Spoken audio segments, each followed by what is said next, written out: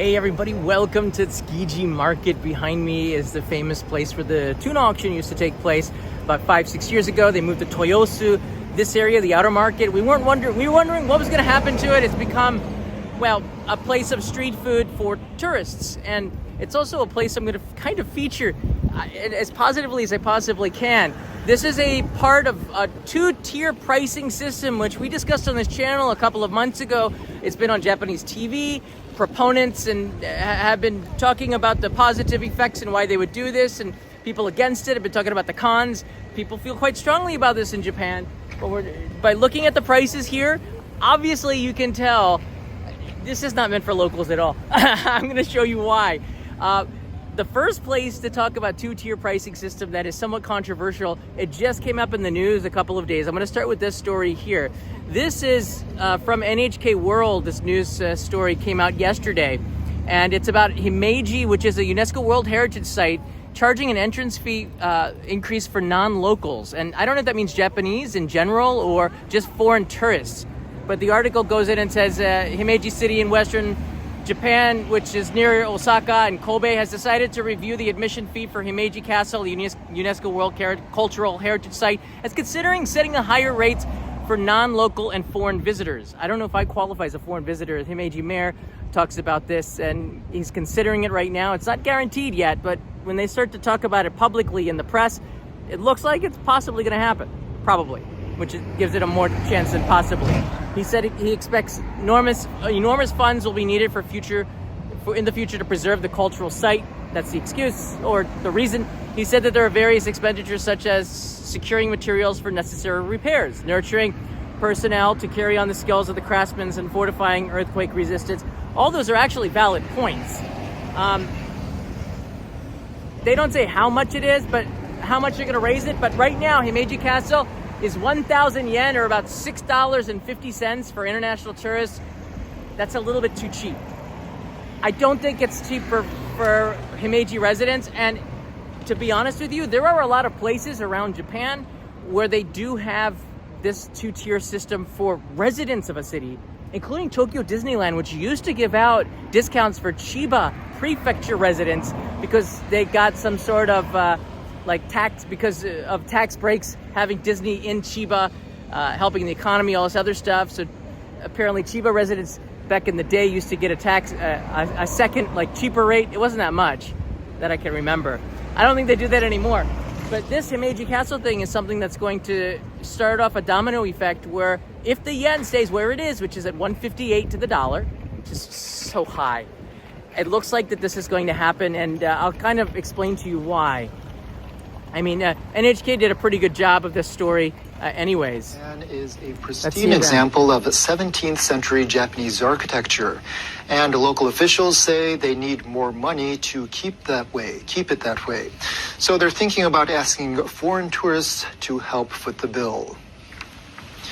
All visitors to the UNESCO World Heritage Site aged 18 and above must currently pay an admission fee of 1,000 yen, or just over $6. So you can see Himeji is like one of the big draws here in Japan. A lot of tourists go to this area to see this castle, and there's a reason why. Here's the mayor. Point out that setting different entrance rates is a global standard. Mayor Kiyomoto says large funds will likely be needed to... I put a link in the description if you want to check out the full thing, but to get an idea that this is something that's really going to impact tourism in general. It's just at the start of it. Where it goes from here, I'm just not sure. But I can tell you that this market here, Tsukiji Market, is a place that I'm kind of worried about. When I look at the fare here, they started to do something which is very worrisome to me. Look at the prices on skewers of beef. Street food at this price that's off the charts. That's just not 10,000 yen for a skewer of A5 Wagyu. I get it. But look, no Japanese is going to be paying that price for a skewer of Wagyu. This is just around the corner from here. They have a more inexpensive options to show you. That makes a lot of sense to have a really expensive one and then show you like plan A, B, and C. All these prices, no local is going to pay 10,000 or even 5,000 yen for a skewer of beef. You can get this at the supermarket for like 1,800 yen to 2,000 yen and cook it at home for the same amount of beef. But I gotta tell you this, if you're coming here to try it, and there's nothing wrong with it, you can go ahead and try it and feel okay that the prices seem fair and they're kind of what you would probably get at a restaurant, but you're eating at a street food in Tsukiji Market known for fish, which is weird, all right? But again, there's nothing wrong with that. I think that when you walk around Tsukiji Market, this is a place that has become a place for tourists only. I don't see any reason why any Japanese, except perhaps a couple of the shops, would come here anymore, but increasingly those shops are selling out and you're seeing tourist shops only. But they're, I gotta hand it to them. A street food shop that looks like this, with that kind of a teppanyaki, a counter, it looks like you're basically at a restaurant. Why you would want to eat it as street food, I'm not sure. Just go to a restaurant and enjoy it. I'm not sure, but I guess it's just a place where you want to try it. Maybe you don't have a lot of time. Walking around here, it closes at around 1 p.m., 12 o'clock. It's a morning place, so you're going to be getting your lunch here for 10,000 yen for a stick of beef. But hey, again, like if you want to try it, go right ahead, because if you're paying in dollars, it's still pretty affordable, I think. You can see the prices. Everything's in English, which is something that a lot of people, that is crazy there. 4 pieces of fatty tuna for 5,000 yen. That is not, and 2 for 2,500. You can go to Sushi Zanmai and get that for a much more reasonable price. All right. As far as I know, I didn't hear about a price increase like that. Again, like, you're paying for tourist prices here, and the two-tier system is already here. Look, did they lower or raise the price on there? I gotta peel that away. But this is another Wagyu place. Again, it looks really clean and good, and heck, you want to try the food, there it is for you. I encourage you to do that. But the two-tier pricing system is here, and you can see it in the foods that they're serving here at Tsukiji Market. Now, if we take a look at an article on the Nikkei Asia, I read this morning. It kind of worried me. Let's go over this really quickly. This just came out. Japanese restaurants explore charging foreign tourists more. Higher prices could help businesses take advantage of the weaker yen. Before I get into it, do I want to talk about this a little bit? Before I get into it, I guess I could say a couple of things here. Foreign tourists typically eat more food, and if it's an all-you-can-eat place, foreign tourists will typically put more on their plate, and foreign tourists typically waste more food. And I'm talking about neighboring countries as well as Americans and North Americans. I've gone to a buffet and I've seen the plates make like a mountain. Japanese almost never do something like that. It's not heard of. I've never heard of that before. So, let me know what you think.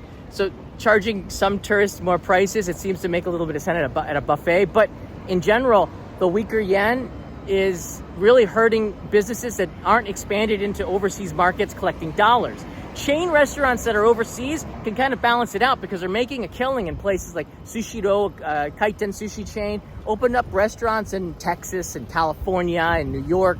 They're making dollars. The price for $1 of sushi is, and a 100 yen sushi, that's a huge difference. That's like, what is that, like 33% more or 40% more. They probably could charge a little bit more on top of that. That makes sense because sushi has a very luxurious appeal. But in the article here, these businesses that are thinking of charging tourists more, I don't think that they really have much of a choice. Japan's population is declining. Foreign tourists are coming in here. They don't have as many customers. When Japanese customers are coming in, that means your regulars aren't coming in. Japan's restaurant industry is deploying a two-tiered pricing system in tourist spots as eateries look to cash in on an influx of foreign visitors without alienating local customers. That's the part. Toyosu Senkyaku Banrai, we've been there a couple of times, a dining and leisure facility with the traditional motif, opened in February next to Toyosu Market, a large public wholesale market for fish and other goods in Tokyo. The facility's approximately 50 restaurants are bustling with foreign tourists these days, but workers and shoppers from the wholesale market are few and far between. So it's not a place I put a link to the article in the description of this video. Basically, restaurant owners, the supplies have gone up. The amount of locals who come in and eat at the restaurant has gone down because of the declining population. More tourists come in. They don't order the same amount of foods and they don't come back. And that's creating, like, what do you do to stay in business here without upsetting your local base, which is declining when you need them, and not upsetting the tourists as well. So I've seen some pricing. It seems to be fairish. I'm gonna try to find a signal because it says it's weak here, but I'm not really sure how this is all gonna play out. But you should know about what's happening here in the news because I think it impacts the tourist industry. And Japan is one of those places that's become like the top destinations in the world to go and see. And I think that this is an evolving process, this over tourism, or should I say, like, the evolution of tourists is more people have the money to get on a flight to travel to a place they've never been to, a culture they haven't studied before, which is so different than, let's just say, the United States, where I think only a very small percentage of the people have passports and have left the country. I think it's great that more Americans are traveling. I just think it's really necessary to get a guidebook and to read just a little bit about the culture and get an understanding that you don't tip here. Tipping is not a positive thing here. You don't want to change the culture of the places you go because you think your culture might be better. You don't want to ruin it for those that are living here. And I'm talking more like me, so that's the selfishness of my end of it. But you can see, even those walking the street, the majority of them are like tourists.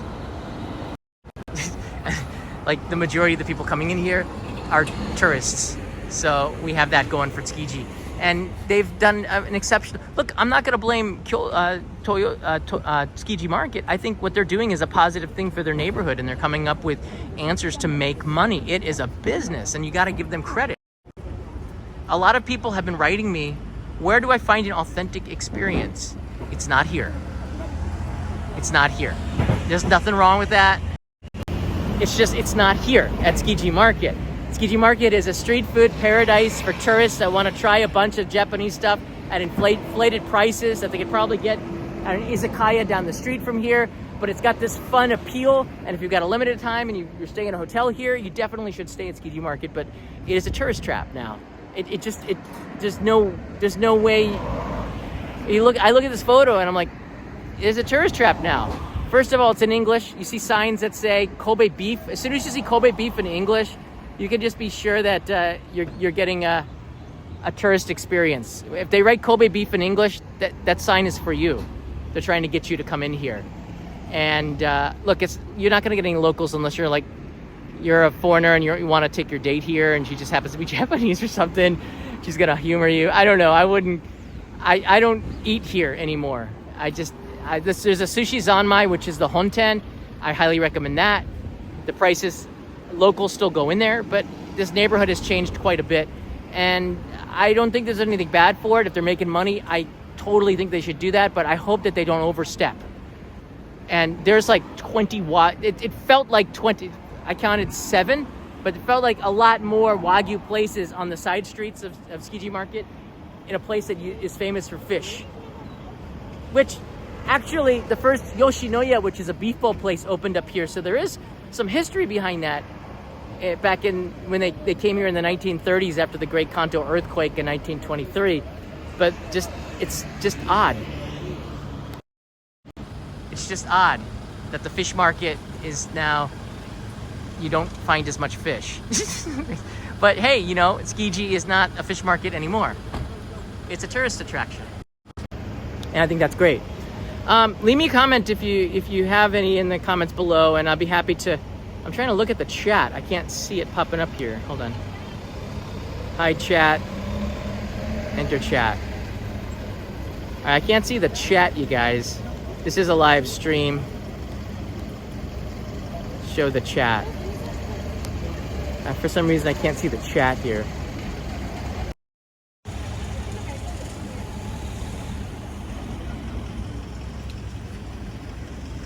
So I can't see the chat right now. Some police action going on over there, but you're getting a live view of Tsukiji Market. It's really slowed down because of the end of the day. But look, this is an important topic for a lot of people. The reason why I'm against this foreign tourist thing, because Japan has this, and this is the last thing I'm going to say about this. Japan has this thing of grouping. There's one side, there's foreign tourists, and the other side, there's Japanese. The problem with that is those foreign tourists all come from different countries with different kind of incomes and gross domestic and gross national products and average revenue. Like somebody coming from Indonesia is not going to have the same kind of disposable income as someone coming from the United States, and that's just a fact. And charging that kind of price for somebody, I think it's going to be Indonesian tourists that are the smarter ones that go around and search for discounts or deals, I think. I don't know, but it just doesn't seem like a lot really fair, in particular to neighboring countries that are paying a lot more. But maybe that's the marketplace, that's the competitiveness, and you're going to have to, in the end, find a way to make the locals and to find a way to make the tourists happy. And right now, Japan is somewhere finding itself. And I'm right here kind of sitting back and enjoying and watching this all unfold for all of you guys. I can't see the live chat for some reason right now after I updated the app. But leave me a comment below. I'd love to hear your feedback on what you think about this two-tier pricing system that's happening for Himeji, some of the restaurants and tourist areas. This is the big thing here. Tourist areas are having this two-tier pricing.